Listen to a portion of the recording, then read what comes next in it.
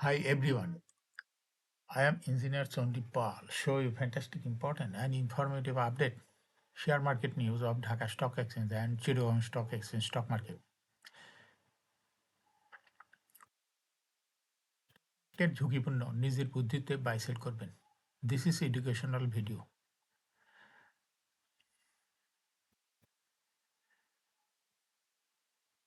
Now focus you একটু পরে stock মার্কেটের তালিকাভুক্ত কোম্পানি পেপার অ্যান্ড প্রিন্টিং সেক্টরের company Bashundhara paper mills limited এর ফান্ডামেন্টাল অ্যানালিসিস করবো, সঙ্গে ভিডিওতে টেকনিক্যাল আলোচনাও করব। কাজেই সঙ্গে থাকুন। ভিডিওটিতে শেয়ার বাজারে ক্ষুদ্র বিনিয়োগকারীরা ও উপকৃত হইবেন। স্টক মার্কেট নিয়ে প্রতিনিয়তই আলোচনা করি, কাজে YouTube channel stock investor CK পাল এটা সাবস্ক্রাইব না করে থাকলে এখনো সাবস্ক্রাইব করে পাশেই থাকুন। না fantastic Dhaka stock exchange index update. Dhaka stock এক্সচেঞ্জের ইন্ডেক্স সর্বশেষ দেখা যাচ্ছে 87.99 বৃদ্ধি পেয়ে 5,399.94 হয়েছে। ডিসিতে টাকার অঙ্কে 790.15 কোটি টাকার বেশি ট্রানজ্যাকশন হয়েছে। ডিএক্সএস ইন্ডেক্সের বুলিঞ্জার ব্যান্ড মোমেন্টাম ইন্ডিকেটর এর সঙ্গে MACD RSI volume momentum indicator lock হয়েছে। বুলিঞ্জার ব্যান্ডে বুলিশ মুডে ট্রেড হওয়াতে গ্রিন কালার ক্যান্ডেল সৃষ্টি হয়েছে। এমএসিডিতে ব্লু লাইন রেড লাইনকে ক্রস করে উপরে উঠে গেছে। হিস্টোগ্রাম ও জিও লাইনের উপরেই পজিটিভ ভলিউম ক্রিয়েট করেছে। আরএসআই বর্তমানে দেখা যাচ্ছে 60-র উপরে চলে গেছে। এমএসিডি লাইন অ্যানালাইসিসে দেখা যায় নভেম্বর মাসের দিকে এমএসিডি লাইনটি জিও লাইনের নিচে ছিল, কিন্তু বর্তমানে এমএসিডি লাইন জিও লাইনের উপরে চলে গেছে। নাও ফ্যান্টাস্টিক ট্রেড স্ট্যাটিস্টিক মার্কেটে 288টি কোম্পানি শেয়ার দর বৃদ্ধি পেয়েছে। শেষ 68টি কোম্পানি শেয়ার দর হ্রাস পেয়েছে। সেই সঙ্গে 37টি কোম্পানি শেয়ার দর ছিল অপরিবর্তিত। নাও ফ্যান্টাস্টিক ইন্ডেক্স মুভার যে সমস্ত কোম্পানি ইন্ডেক্সকে উপর দিকে তোলার চেষ্টা করছে তার মধ্যে প্রথমে রয়েছে ইসলামী ব্যাংক। ইন্ডেক্সকে 22.97 প্লাস করছে। এরপর পর্যায়ক্রমে রয়েছে ব্র্যাক ব্যাংক, আলারা ব্যাংক, বেক্স pharma, prime bank, Renata, British American tobacco, Walton, hitech park, IFIC bank. যে সমস্ত কোম্পানি ইন্ডেক্সকে নিচের দিকে নামানোর চেষ্টা করছে তার মধ্যে প্রথমে রয়েছে প্রবালী ব্যাংক। ইন্ডেক্সকে 0.72 মাইনাস করছে। এরপর পর্যায়ক্রমে রয়েছে Keya cosmetic, Pragati life, IDLC, Ibne Sina, MJLBD, national feed mill, GQ ball pen, Pragati insurance, Monno ceramic. Now fantastic stock market news. সপ্তাহের শেষ কার্যদিবস মঙ্গলবার 10 ফেব্রুয়ারি। প্রধান শেয়ার বাজার ঢাকা স্টক এক্সচেঞ্জ এই লেনদেন শেষে দর বৃদ্ধির তালিকায় যৌথভাবে শীর্ষে উঠে এসেছে international leasing and finance services limited এবং পিফর leasing and financial service limited. এছাড়া এদিন দর বৃদ্ধির তালিকায় দ্বিতীয় স্থানে ছিল ফার্স্ট ফাইন্যান্স এবং তৃতীয় স্থানে ছিল আল আরফা ইসলামিক ব্যাংক। এছাড়া দর বৃদ্ধির শীর্ষ তালিকায় থাকা অন্য কোম্পানিগুলোর মধ্যে রয়েছে মনোস্কুল paper manufacturing, sharp industries, IFIC bank.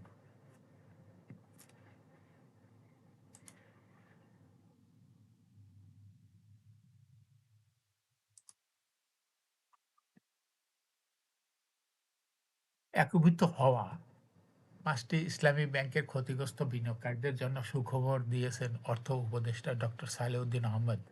তিনি জানিয়েছেন, ক্ষতিগ্রস্ত সাধারণ শেয়ার হোল্ডারদের ক্ষতিপূরণ দেওয়ার বিশেষ ব্যবস্থা গ্রহণ করা হবে। তবে এই ক্ষতিপূরণ কোনো প্রক্রিয়ায় বা কী মডেলে দেওয়া হবে তা চূড়ান্ত করতে কিছুটা সময়ের প্রয়োজন হবে এবং বিষয়টি ধাপে ধাপে বাস্তবায়ন করা হবে বলে তিনি উল্লেখ করেন। সচিবালয়ে সরকারি ক্রয় সংক্রান্ত কমিটির বৈঠকে শেষে সাংবাদিকদের সঙ্গে আলাপকালে অর্থ উপদেষ্টা এসব তথ্য জানান। ব্যাংকগুলো একীভূত করার সময় ক্ষতিগ্রস্ত সাধারণ শেয়ার হোল্ডারদের ক্ষতিপূরণ দেওয়ার যে প্রতিশ্রুতি তিনি দিয়েছিলেন, সরকার এখন সেটি গুরুত্বের সঙ্গে বিবেচনা করছে। আমানতকারীদের সুরক্ষা নিশ্চিত করার পাশাপাশি শেয়ার হোল্ডারদের স্বার্থ রক্ষায় 42,000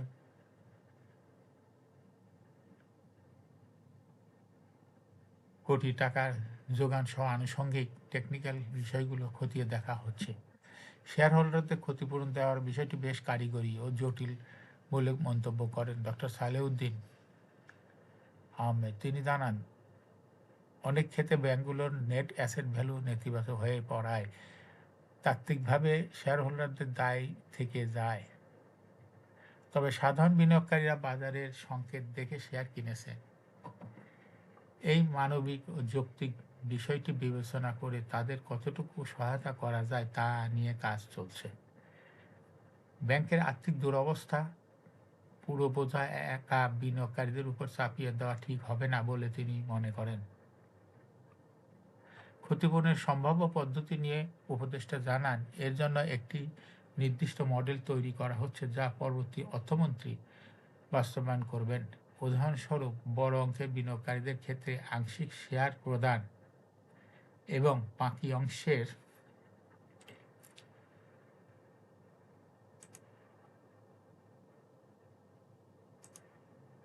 জন্য আর্থিক ক্ষতিপূরণের ব্যবস্থা করা হতে পারে। পুরো প্রক্রিয়াটি নিখুঁত হিসাব নিকাশের মাধ্যমে সম্পন্ন করা হবে, যাতে বিনিয়োগকারীদের উপর থাকা আর্থিক বোঝার চাপ কমানো সম্ভব হয়।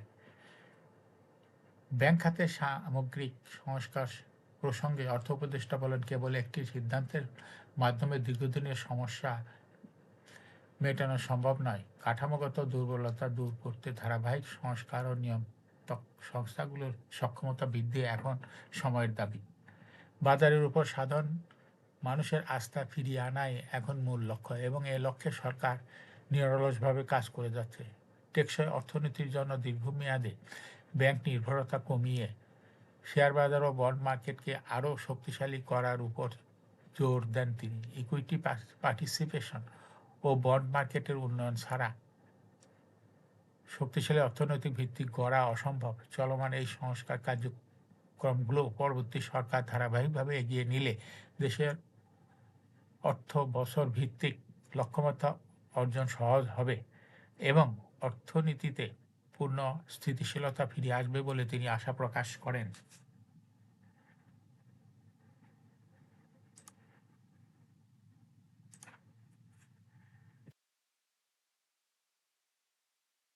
শেয়ার বাজারে তালিকাভুক্ত সিটি জেনারেল ইন্স্যুরেন্স 31শে ডিসেম্বর 2025 সমাপ্ত অর্থবছরে 10% ক্যাশ ডিভিডেন্ড ঘোষণা করেছে।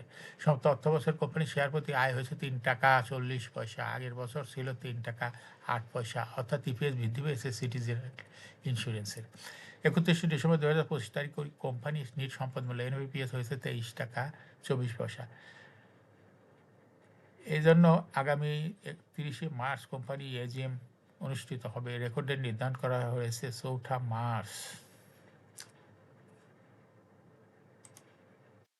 এখন শেয়ার বাজারে তালিকাভুক্ত পেপার অ্যান্ড প্রিন্টিং সেক্টরের company Bashundhara paper mills limited fundamental analysis করবো, সঙ্গে ভিডিওতে টেকনিক্যাল আলোচনাও করবো। কাজের সঙ্গে থাকুন। ভিডিওটিতে শেয়ার বাজারের ক্ষুদ্র বিনিয়োগকারীরাও উপকৃত হবেন। যারা ইউটিউব চ্যানেল স্টক ইনভেস্টর সিকেবল এটা সাবস্ক্রাইব করছেন, তাদের অনুরোধে আজ পেপারস অ্যান্ড প্রিন্টিং সেক্টরের company Bashundhara paper mills limited কোম্পানিটি সিলেক্ট করছি। বসুন্ধরা পেপার মিলস লিমিটেডে ট্রেডিং করেছিল বিপিএমএল। এই কোম্পানিটি মার্কেটের সর্বশেষ ক্লোজিং দর ছিল 26 টাকা 60 পয়সা। 52 সপ্তাহের মধ্যে এই কোম্পানিটি সর্বনিম্ন দর নেমেছিল 21 টাকা 50 পয়সা এবং 52 সপ্তাহের মধ্যে বসুন্ধরা পেপার মিলের সর্বোচ্চ দর উঠেছিল 46 টাকা 60 পয়সা।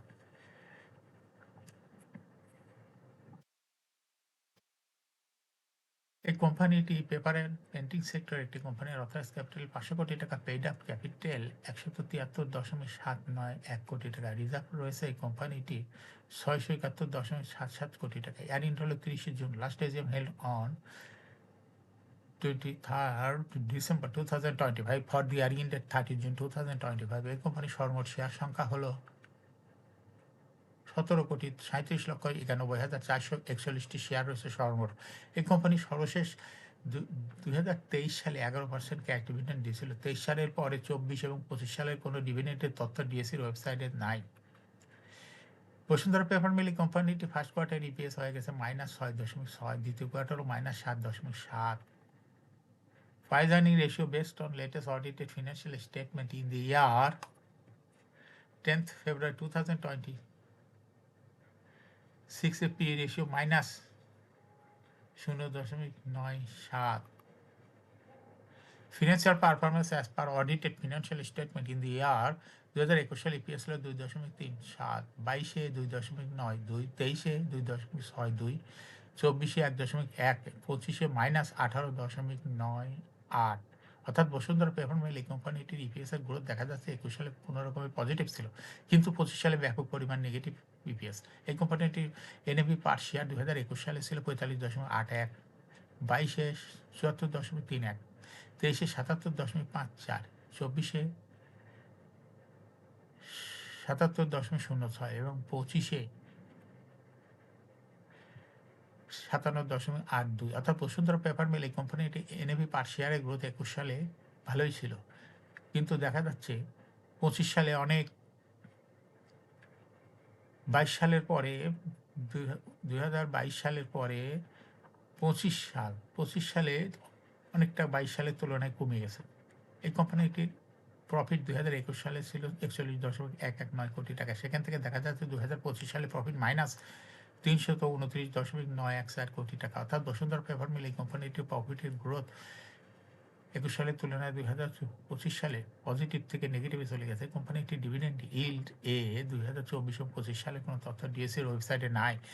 বসুন্ধরা পেপার মিল কোম্পানিটি 2018 সালে শেয়ার বাজারে তালিকাভুক্ত হয় মার্কেট ক্যাটাগরি জেড, যেহেতু পরপর 2 বছর কোনো ডিভিডেন্ডই দেয় নাই, জেড ক্যাটাগরিতে লয়ে গেছে। এই কোম্পানিটি share holding percentage as on 30 June 2025 sponsor ডাইরেক্টের কাছে ছিল 66.21%, শেয়ার গভর্নমেন্টের কাছে কোনো শেয়ার ছিল না, ইনস্টিটিউশনের কাছে ছিল 9.21%, ফরেনের কাছে কোনো শেয়ার ছিল না, পাবলিকের কাছে ছিল 20.51% share. Share holding percentage as on 31 জানুয়ারি 2026-এ দেখা যাচ্ছে ইনস্টিটিউশন শেয়ার হোল্ডিং পার্সেন্টেজ অনেক কমে হয়ে গেছে 8.88। এই শেয়ারটা চলে গেছে পাবলিকের কাছে, যার জন্য পাবলিকের শেয়ার হোল্ডিং পার্সেন্টেজ বৃদ্ধি পেয়ে হয়েছে 24.91।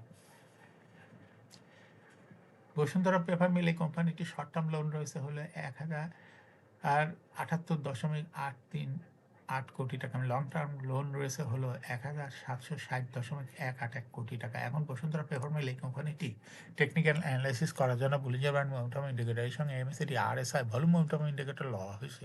বুলিঞ্জার ব্যান্ডে বুলিশ মোডে ট্রেড হওয়াতে গ্রিন কালার ক্যান্ডেল সৃষ্টি হয়েছে, এমএসিডিতে ব্লু লাইন রেড লাইনকে ক্রস করে মাথা উঁচু করছে। হিস্টোগ্রামও জুলাইনের পরেই পজিটিভ ভলিউম ক্রিয়েট করেছে। বসুন্ধরা পেপার মিল শেয়ার হার বৃদ্ধির মাধ্যমে বিনিয়োগকারীদের লাভ করার সুযোগ করে দেয়। এটা একটা investing category, stock trading opportunity ভালো। এরকম fantastic important and informative update news video নিয়মিত দেখতে YouTube channel stock investor CK Pal must subscribe, must like, must share YouTube channel stock investor CK Pal. Share বাজারে তালিকাভুক্ত কোম্পানি ডিভিডেন্ডের খবর, ইপিএসের খবর, আইপিওর খবর নিয়মিত জানতে YouTube channel stock investor CK পাল এই ইউটিউব চ্যানেলে ভিডিও নিয়মিত দেখতে পারেন। Thanks for watching this video.